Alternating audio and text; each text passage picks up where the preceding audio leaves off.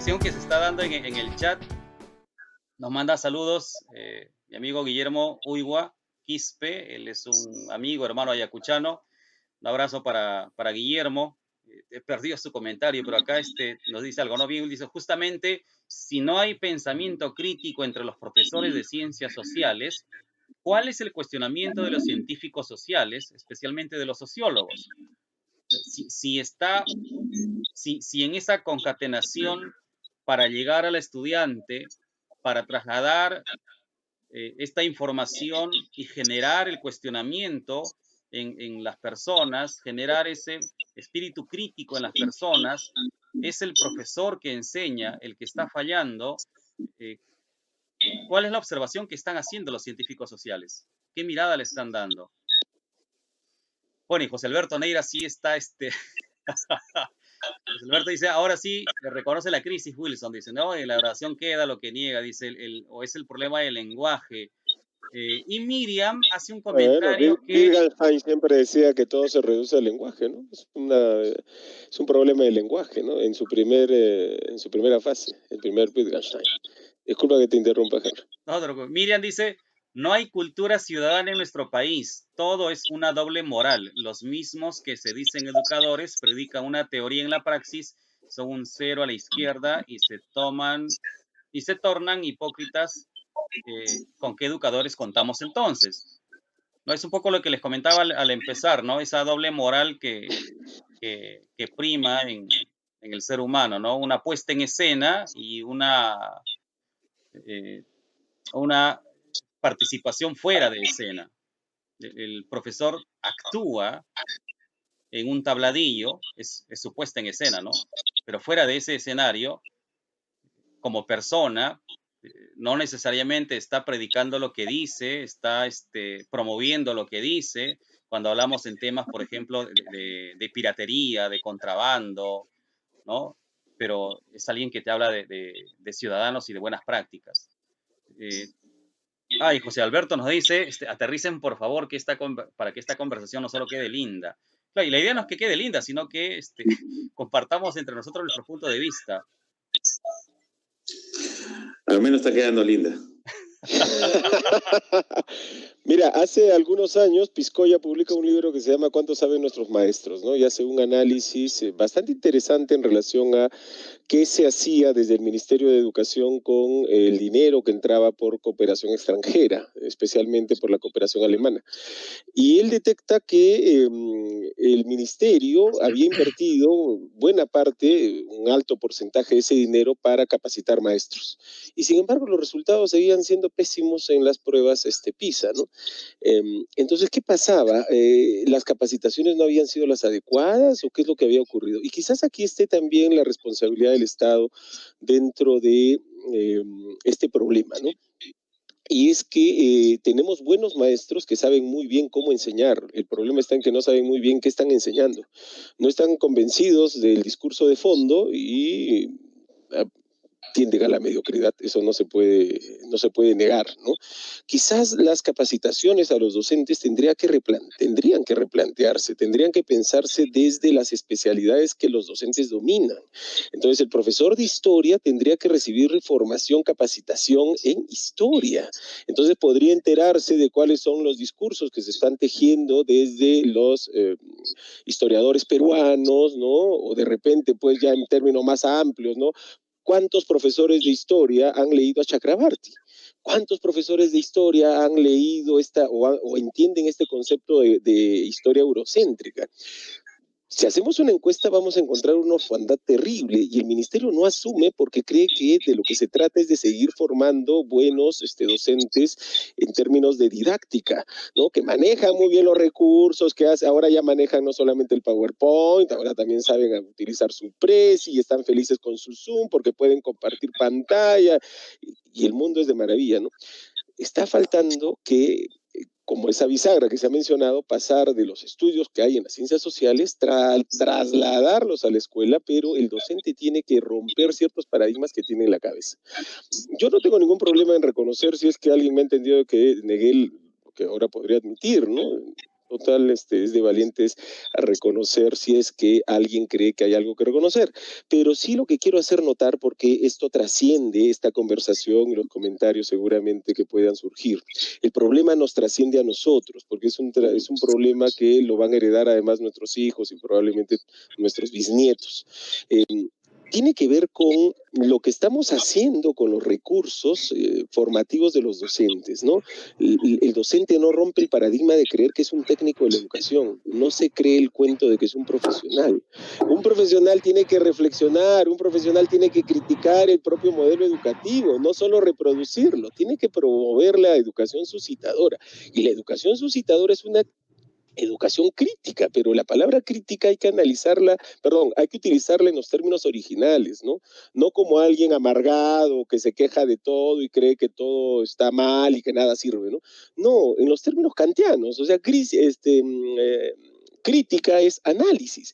Hay que analizar la realidad, pero no vamos a comparar un análisis somero, superficial, vacuo, vano, con un análisis que recurre a instrumentos precisos para saber qué está fallando en mi escuela, cuál es el proyecto que no marcha, por qué los estudiantes no se comprometen, qué hay detrás de ellos. Y eso tiene que ver también con la formación en valores.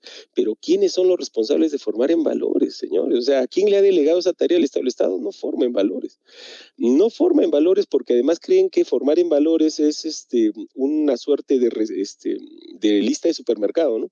Y tú entras a una institución y encuentras 15, 20 valores que se promueven en la institución. Señores, 2 o 3 valores y que la sociedad se cierre en esos 2 y 3 valores y que todos hablemos el mismo lenguaje.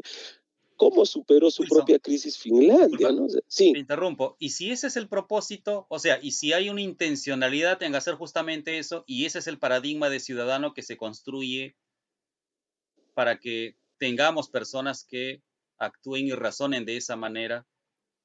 Porque, o sea, el Estado no creo que nadie se haya dado cuenta de eso, ¿no? Claro, el Estado tiene que comprarse el pleito porque el Estado no se compra el pleito. El Estado es como que si estuviera en términos de la educación en piloto automático. Entonces está dejando que como esto parece que marcha, bueno, que siga adelante, ¿no?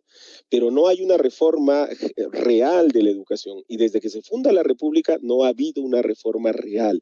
La única reforma, aunque no le guste a muchos, ¿no? Y eso no me convierte a mí, pues, como diría el buen Edgar Villegas, en un Rogelio, ¿no?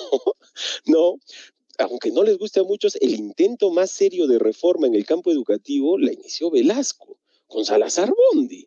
O sea, con personas que entendían del problema y que querían dar una solución integral, no esos parches. Lo que hubo antes de la reforma de Velasco fue lo que ensayó, por ejemplo, se ensayó en la década del 50, ¿no? Que se entendía la educación como incorporación del quechua. Y tampoco se trataba de eso, o lo que entendieron los civilistas cuando lanzaron estos ejércitos de profesores a la sierra y creyeron que la reforma educativa era castellanizarlos, ¿no? O sea, no ha habido un proyecto de reforma real que incorpore, que forme ciudadanos y que se compre el pleito en la formación educativa. Ya esto quizás le va a gustar menos a mucha gente, pero para empezar tendríamos que ser un Estado laico de verdad, porque ustedes pueden revisar el texto constitucional de cabo a rabo y no van a encontrar ningún artículo que diga que el Estado es laico, para empezar, ¿no? No sé qué dirá Wilder, ¿no? Por último.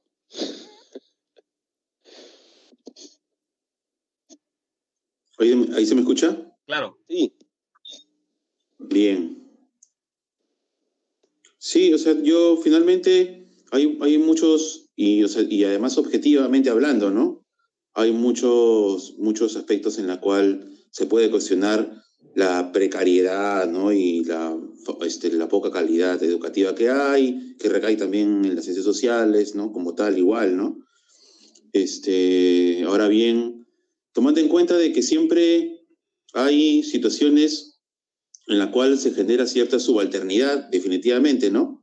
Porque no todos tampoco caen o en todo caso siempre hay personas que de alguna manera deciden ejecutar ciertas propuestas pues a nivel independiente, individual o de manera colectiva, como quieran, pero igual iniciativas, ¿no?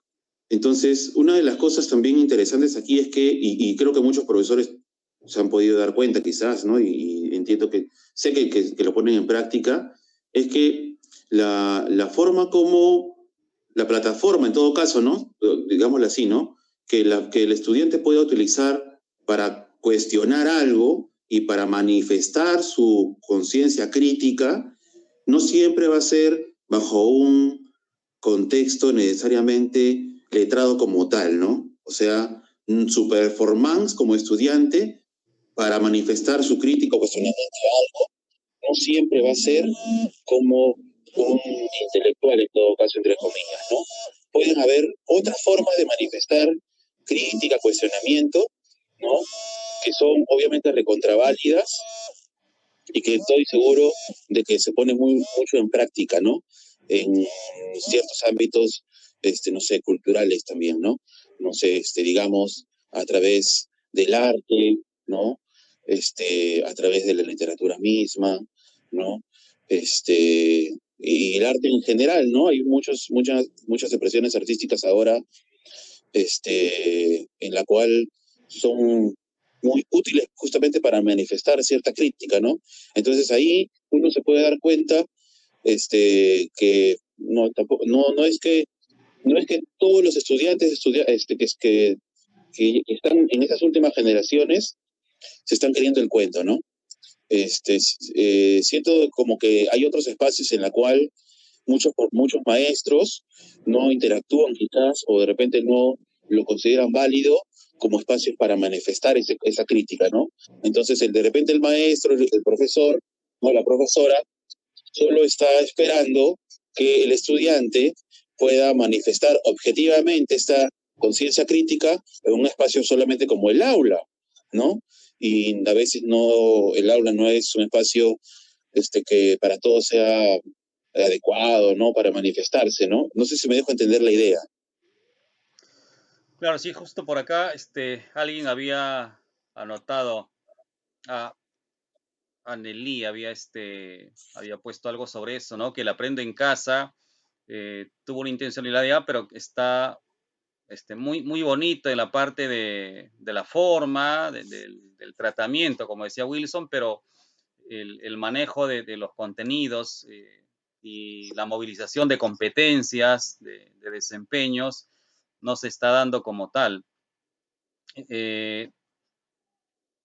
Y aquí veo lo que dice Susana, dice, en Paraguay siempre hemos tenido problema con lo planteado por el Ministerio de Educación y lo que exige en las universidades. Se manejan en forma paralela, por eso muchos alumnos se frustran cuando desean seguir una carrera universitaria y se tropiezan con que se tiene una exigencia con la que no puede responder de lleno porque en el colegio se ha formado de una manera distinta. Yo pensé que estaba hablando de Perú. Bueno, Susana, en Perú es igualito. En Perú hay un divorcio muy marcado entre la EBR, la educación básica regular, la educación superior y la aplicación de las disciplinas ya como profesionales. Y nuestro amigo Eddie Romero dice por acá, las capacitaciones docentes solían ser genéricas y protagonizantes. El tema es formativo. Los años de permanencia en institutos y universidades, lo que sucede en esos espacios.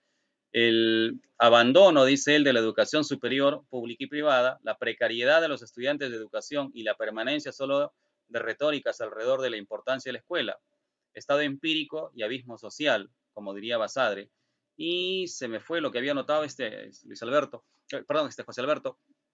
No hay un Estado como tal, o sea, la concepción teórica de Estado en nuestro país es complicada, pues, ¿no? En una conversación que teníamos con Wilder hace una semana, aquí no hay, me decía Wilder, no hay clase dirigente, no hay clase política.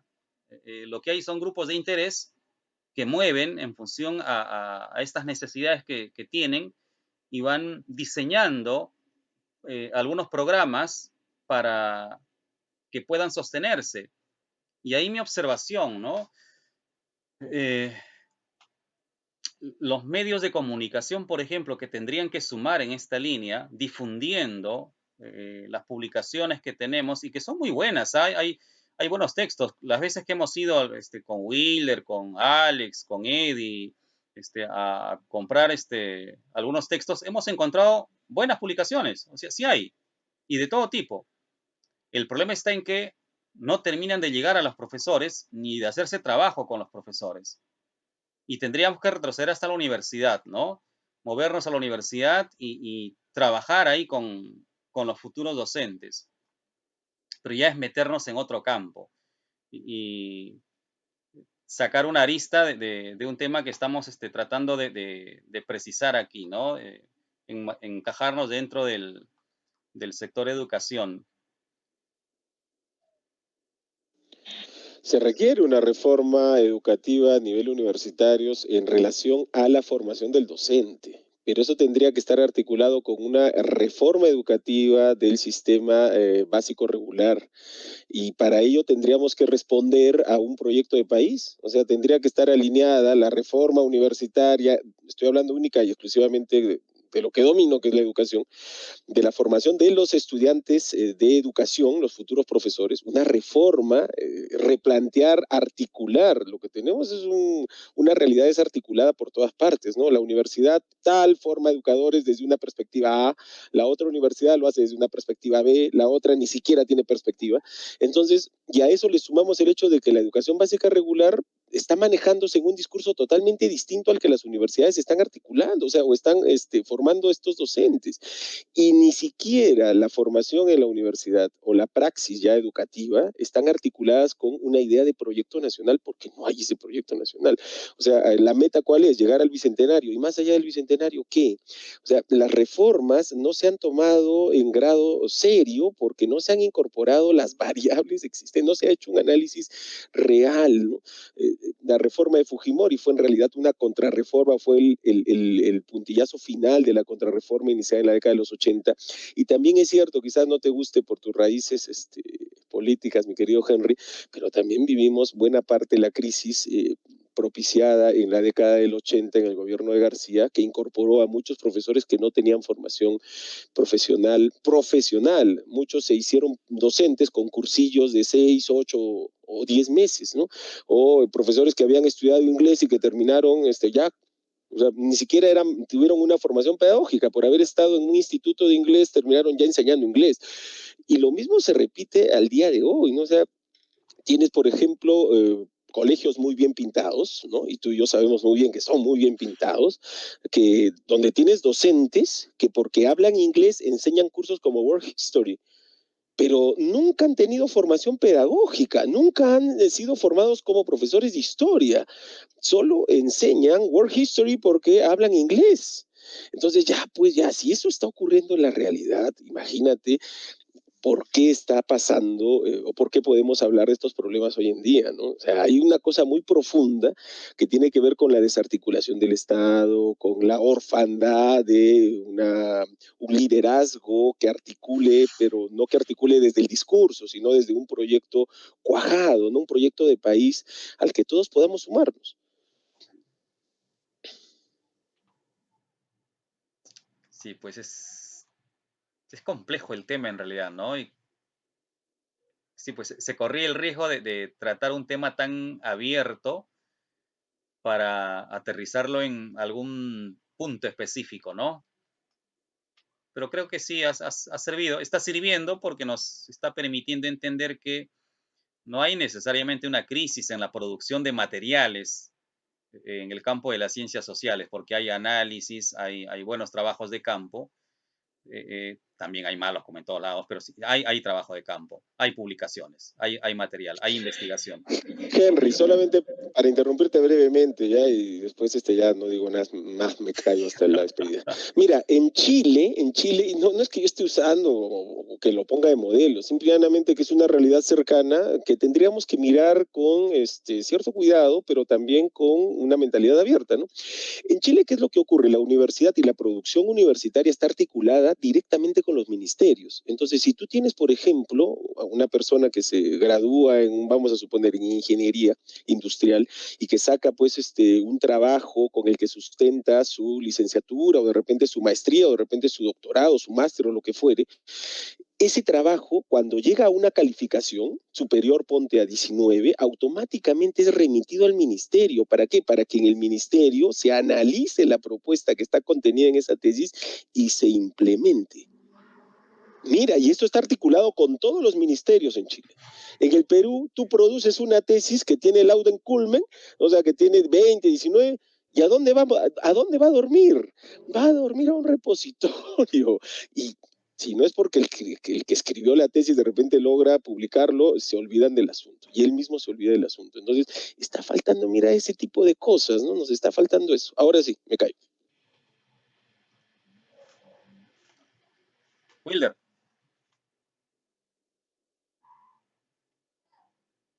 Nada, te has muteado, te has muteado. Wilder. Wilder. Ah, ya, ahora Ahí sí. está. ¿Ahora sí me escuchas, Henry? Listo, dale. Ah, lo que le decía era que yo hace un momento ya estoy que lo escucho un poco bajo, ¿sí? Por eso que me acercaba demasiado al celular de rato en rato. ¿Ustedes me escuchan bien? Sí, perfecto. Ya. Ah, bueno, sí, entonces sí, claro, siempre se tiene que buscar aterrizar a lo más que se pueda, en este caso más aún, porque estamos hablando de un ámbito pues educativo, ¿no? En la que la información que se debe manejar, pues no tiene que ser no solamente una cuestión tan abstracta para los estudiantes, ¿no? Sino que tiene que ser muy significativa. Entonces, eh, no sé, yo siento en todo caso de que no es tanto un tema de información, ¿no? De que no sabemos a qué recurrir o a qué información recurrir para poder entender un poco mejor la realidad que ha ido desarrollándose en general, ¿no? En nuestro país, ¿no? Eh, en todo aspecto, ¿no? Entonces, si eso no es la problemática en todo caso, porque si hay, ¿no? La información ahí, todo de repente, pues que yo también, en todo caso, de las competencias, ¿no? Que es lo que los profesores deberían, en todo caso, de repente, fortalecer, más para que el estudiante finalmente pueda acceder a esa información de la manera como más le crea conveniente, ¿no? También, ¿no? Porque no es tampoco, no hay un solo canal también, ¿no? Entonces, de esa forma, la manera como manifieste su cuestionamiento, la manera como manifieste el estudiante, la persona, ¿no? Asumiéndose de que la ciudadanía, también vista de otro lado, también no solamente es una cuestión que te la puedan otorgar, ¿no? Sino también la ciudadanía también es una cuestión de la que uno mismo tiene que ejercer o puede ejercer, ¿no? De diferentes maneras, ¿no? Entonces, ya la forma como la persona quiera manifestar su cuestionamiento, ¿no? A las cosas o en el momento debido, ya es lo que se necesita. Me refiero, por ejemplo, si en su experiencia de vida, ¿no? Le toca estar en un ámbito laboral en la cual hay ciertas prácticas, ¿no? De la empresa que van mucho con los intereses o las cuestiones éticas que esta persona tenga. Entonces, ahí es el momento donde esta persona debe justamente plasmar, ¿no? Lo que haya podido entender en su interín y en su formación, como lo que implica ser un ciudadano, ¿no? Ahí ya no es una cuestión de que te la otorguen o que tú esperes que te digan cómo tienes que actuar, ¿no? Sino que es una cuestión ya en la cual uno toma la decisión, ¿no? Entonces yo creo que ahí es donde se puede uno dar cuenta de que definitivamente hay o sea, la misma formación pues ciudadana en las personas pues, parece que no estuviera tan bien, ¿no? Porque hay la cuestión ética ahora está muy poco valorada, ¿no? Como una, no sé, pues, como algo que las personas deberían manifestar siempre en, en espacios, en este caso laborales, por ejemplo, ¿no? No sé si me dejo entender la idea, ¿no? Claro, claro. Sí, Y es un poco lo que Yo les creo que mencionaba. sí, ahí lo ves, ¿no? Yo ya un poco tomando en cuenta mi experiencia como trabajador, ¿no? En diferentes lugares que he estado, de trabajos, es ahí, ¿no? Donde tú puedes notar este, hasta que cierto, cuál es la forma que está entendiendo esa persona la idea de ciudadanía, ¿no? Sí, Claro, y sí, es, yo creo que por ahí va también, ¿no? y es un poco lo que hemos compartido contigo cuando estábamos trabajando en una escuela y era un feudo, pues, ¿no? O lo que veíamos con Wilson en la escuela que también compartimos, ¿no? En donde el profesor tenía un discurso, manejaba un perfil, ¿no? Hablaba de un tipo de ciudadano y de repente salía del aula y venía la patronal con toda la parafernalia para aplastar y destrozar cualquier discurso de empoderamiento que se pueda dar en, en una persona. Y entonces, ahí va pues lo que decía, ¿no? Una es la actuación del profesor en la tarima y otra es cuando sale de ese escenario y en su vida cotidiana eh, no pone en práctica lo que está diciendo, no transmite a través de sus acciones lo que intenta promover en su discurso, en su verbo.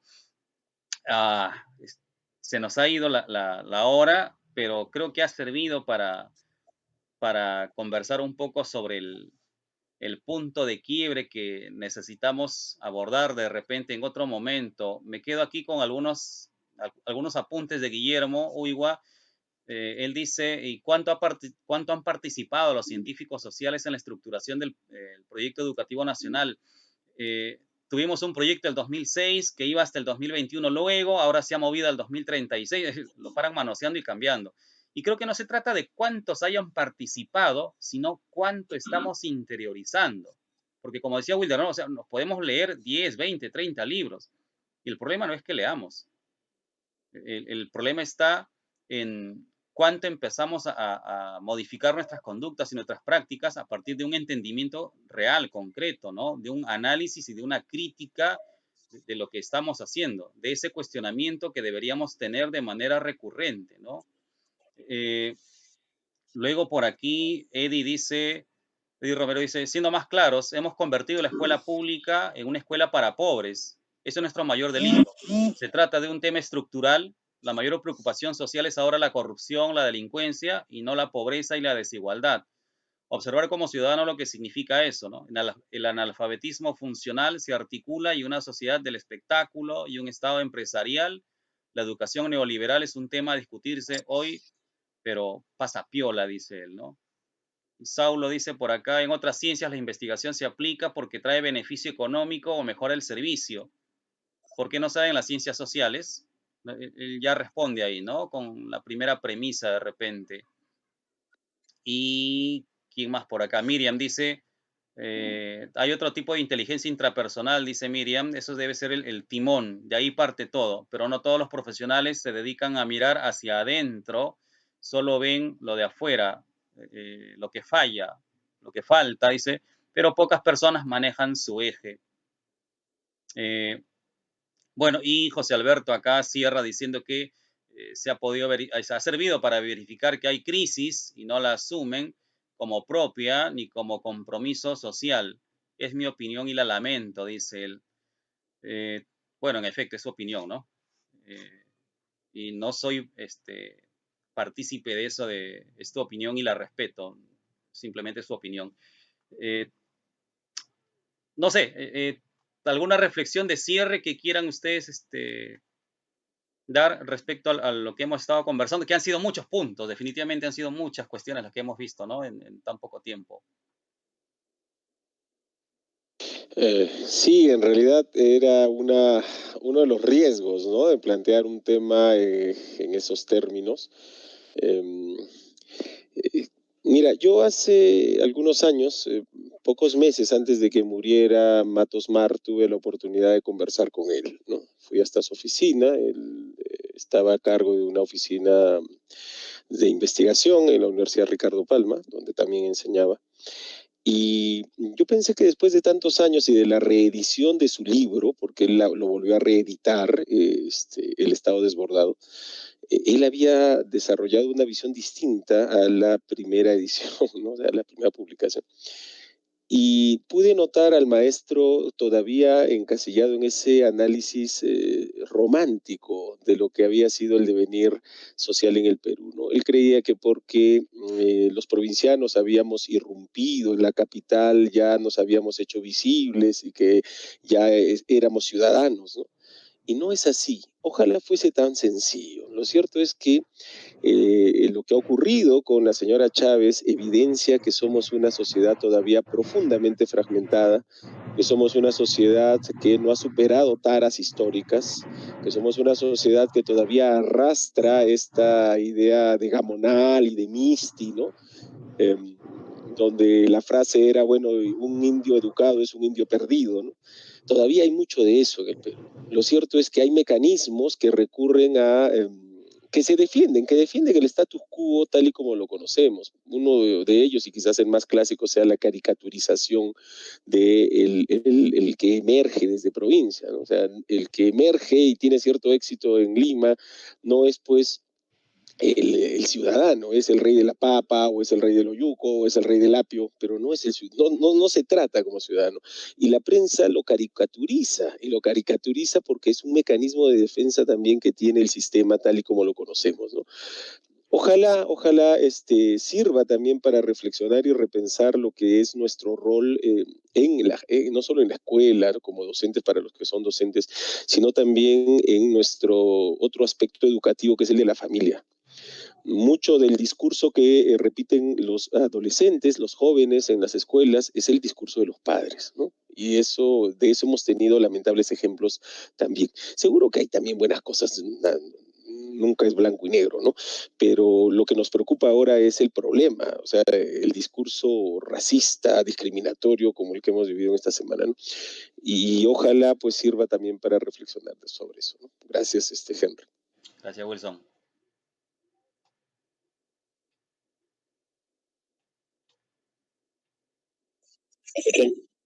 Claro que sí.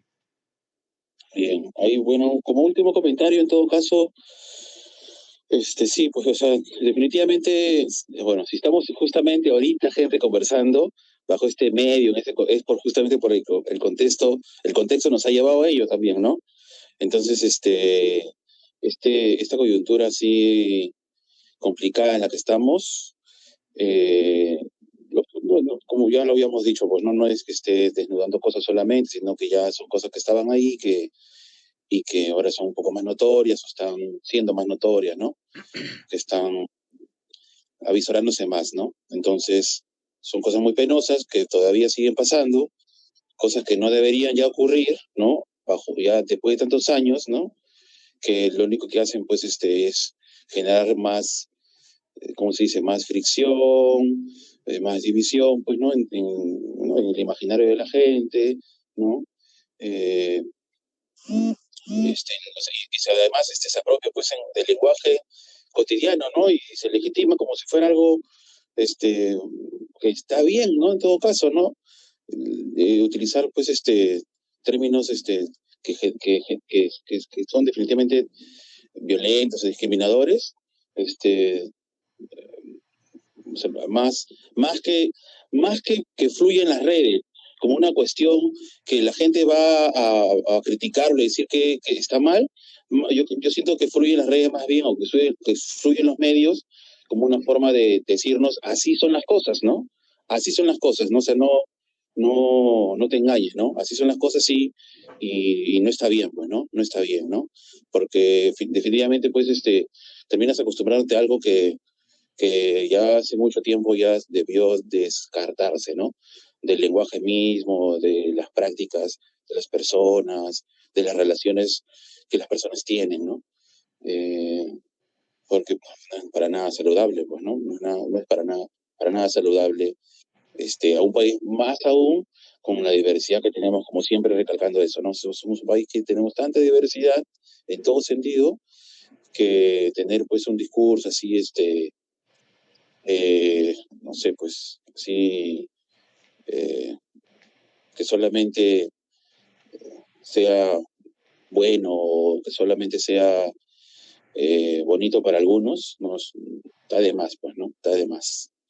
Entonces, en fin, eso denota, pues, de alguna manera, la forma como se viene entendiendo en todo caso también la ciudadanía, ¿no? Yo creo que las redes ahora, ya hace mucho tiempo atrás, además, ¿no?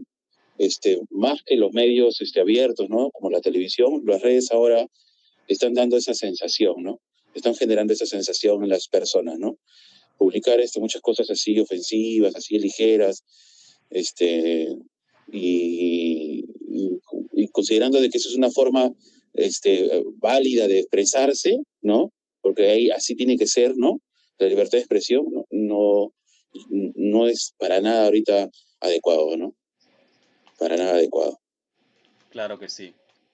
Bueno, yo me quedo con la idea de repente un poco paranoica, pero sí me quedo con la idea que sí hay un paradigma de ciudadanía en nuestro país y que esta ciudadanía responde a un interés, ¿no? O sea, si hay trabajos de campo, hay estudios sobre los problemas que tenemos y esto no termina de aterrizarse, yo sí veo una intencionalidad ahí, ¿no? El ministerio está movido por personas y estas personas tienen la capacidad de contratar. Este, yo creo que teniendo personas con criterio y con capacidad, formaría un equipo de profesionales que me permitan hacer un trabajo en aras de ese cambio.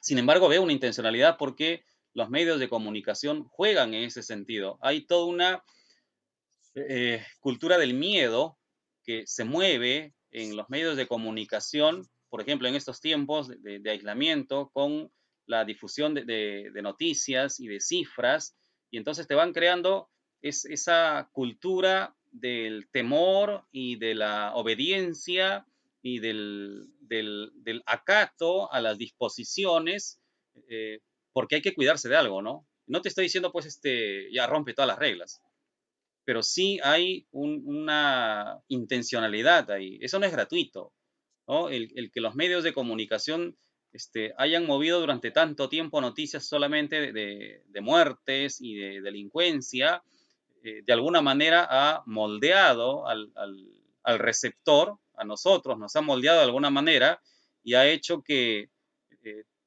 sintamos eso como algo tan normal y tan cotidiano que no nos inmutemos frente a estos eventos cuando ocurren en nuestras narices, ¿no? Y lo otro, al contrario, nos sorprende, ¿no? O sea, una buena práctica, wow, ¿no? Las buenas prácticas docentes, por ejemplo, no tendríamos por qué estar aplaudiendo a un profesor que hace su trabajo.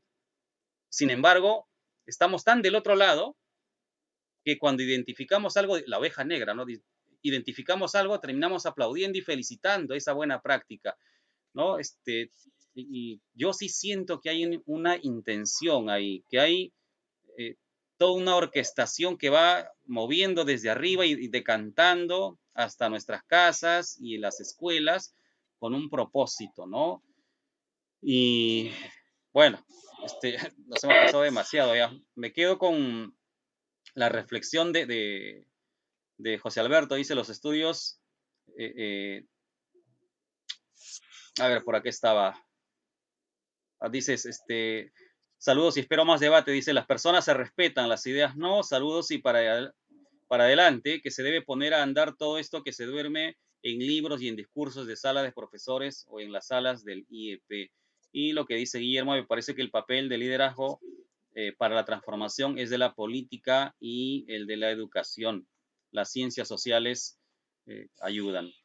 En todo caso, somos nosotros, ¿no? Las personas las que vamos a realizar ese, ese tan ansiado cambio. Pero recuerdo lo que ahí me dijo mi profesor en la universidad, ¿no? Estamos yendo al cambio. Y recuerdo lo que me decía mi profesor en la escuela secundaria, estamos yendo al cambio. Y te estoy hablando del año 86 y luego del 91. Y estamos en el 2020 y siempre estamos yendo al cambio, ¿no? estamos en vías de desarrollo, somos un país en progreso, estamos caminando hacia algo, pero no siento que estemos yendo a algún lado, ¿no? No siento que estemos caminando hacia algún punto. Y ese es un poco Henry, mi Heráclito frustración, en ¿no? el siglo III ya hablaba del cambio, ¿no? Heráclito en el siglo III, antes de Cristo, ya hablaba del cambio. Y su gran consuelo es que lo único que no cambia es la ley que rige el cambio. En efecto. Bueno, muchas gracias, Wilder. Gracias, Wilson, por compartir sus ideas. Gracias a todas las personas que nos han acompañado esta noche, aquí entre amigos, hablando sobre las ciencias sociales y el paradigma de la ciudadanía en el Perú, aunque en algún momento nos hayamos ido por alguna de las ramas. Era el riesgo que se corría con un tema tan abierto como me lo comentaron Wilson y Wilder en su momento, pero son riesgos que merecen correrse para conversar estas cuestiones y entender un poco la situación actual, ¿no? Mi agradecimiento a todos los que nos han acompañado en la sala a través de sus comentarios y el compromiso de seguir tratando temas como estos, pese a que son muy picantes y que sacan roncha a veces, ¿no? Más allá de eso, creo que ha estado simpática la conversación. No vayan a salir de sala todavía.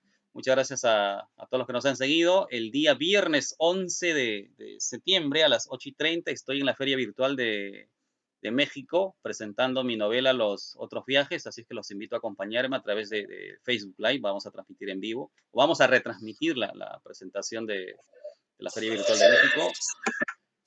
Internacional, Henry, y estamos moviendo un grupo de ayuda de profesores para colaborar con todos aquellos que la estén pasando mal y de repente estén emprendiendo algún negocio. Voy a dejar en los comentarios nuestro amigo Ochoa, que era portero en la cuadra 13 de la avenida Arequipa, en el local de la Academia Trilce. Ya no está trabajando y la está pasando mal, está vendiendo café de Chanchamayo, así que quien quiera tomarse un buen café, no sé si llega hasta Arequipa, Wilson, pero el que quiera tomarse un buen café, voy a dejar también el número de Ochoa para que lo puedan solicitar. Y nada, amigos, muchas gracias por estar aquí con nosotros. Un abrazo para todos ustedes. Buen sábado, buen domingo para todos. No salgan todavía de sala, un minuto. A todos tus radioescuchas.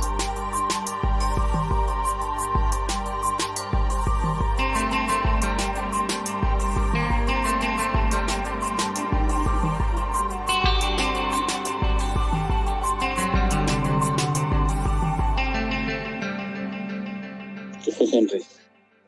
Ahí estamos cerrando la sala.